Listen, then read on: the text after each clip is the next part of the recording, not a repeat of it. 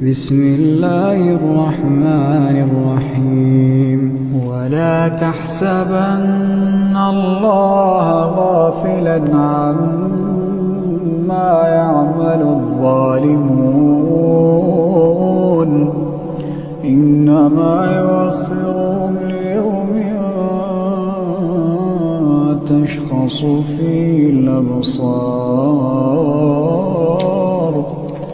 مهطعين مقنعي رؤوسهم لا يرتد إليهم طرفهم وأفئدتهم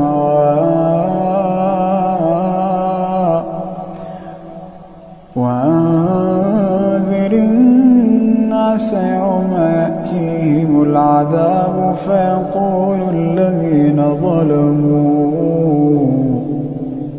فيقول الذين ظلموا ربنا أخرنا إلى أجل قريب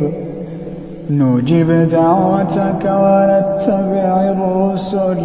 أولم تكونوا أقسمتم من قبل ما لكم من زوال وسكنتم في مساكن الذين ظلموا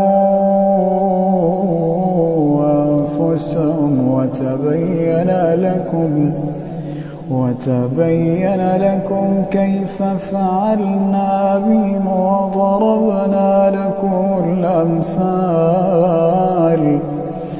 وقد مكروا مكرهم وعند الله مكرهم وإن كان مكرهم لتزول منه الجبال فلا تحسبن الله مخلف وعده رسله إن الله عزيز ذو انتقام